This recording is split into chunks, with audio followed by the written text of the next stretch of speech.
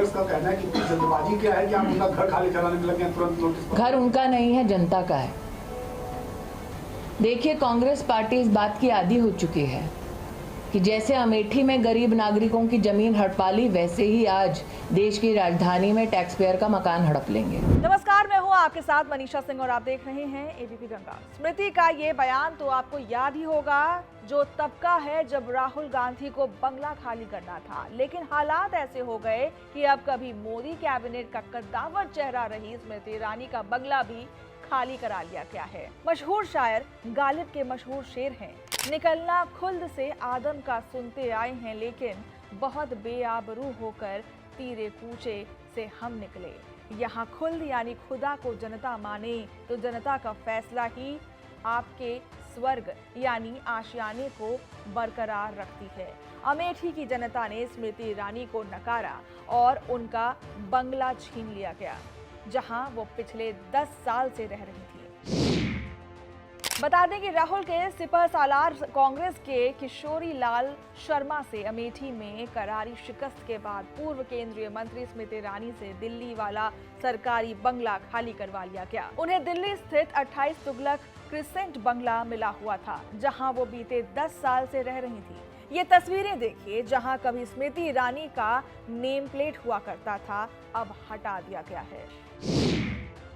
हालांकि आपको बता दें कि स्मृति अकेली नहीं है जिन्हें लुटियंस जोन से सरकारी बंगला खाली करना पड़ा हो। चुनाव हारने वाले सभी सांसदों को 11 जुलाई तक अपना आवास खाली करना था, जिसे लेकर शहरी विकास मंत्रालय के तहत आने वाले डायरेक्टर ऑफ स्टेट्स ने नोटिस जारी किया था।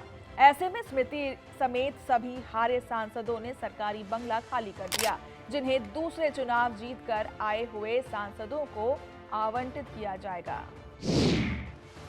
गौरतलब है कि 2019 में राहुल को उनके गढ़ अमेठी में हराने वाली स्मृति ईरानी 2024 में अमेठी से राहुल गांधी के सिपहसालार केएल शर्मा से ही भारी मतों से पराजित हो गई, जिसे ना तो स्मृति ही पचा पा रही हैं और ना ही बीजेपी, और शायद इसलिए पार्टी ने स्मृति ईरानी से दूरी बना ली है। तभी तो कभी मोदी सरकार में खास पद पर रही स्मृति ईरानी मोदी सरकार के तीसरे टर्म के शपथ ग्रहण में दर्शक दीर्घा में बैठी नजर आई। इस बार स्मृति को हार के बावजूद मोदी कैबिनेट में जगह नहीं मिली, जैसा कि 2014 में हुआ था, जिसके मायने लगाए जा रहे हैं। स्मृति ईरानी की इस बार की हार बीजेपी को नागवार गुजरी है।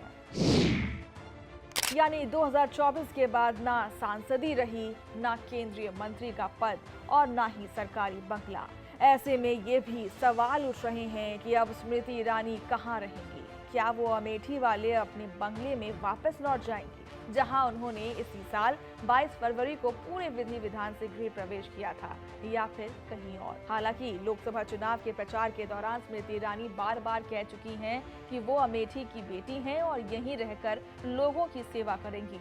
ऐसे में ये भी कयास लगाए जा रहे हैं कि बीजेपी स्मृति ईरानी को संगठन में बड़ी जिम्मेदारी दे सकती है, जिसमें अमेठी भी शामिल हो सकता है। आपको क्या लगता है कि दिल्ली से बोरिया बिस्तर बंद जाने के बाद स्मृति ईरानी का अगला ठिकाना कहां हो सकता है? ये हमें कमेंट सेक्शन में जरूर बताएं और देश दुनिया की तमाम खबरों के लिए आप देखते रहें एबीपी गंगा।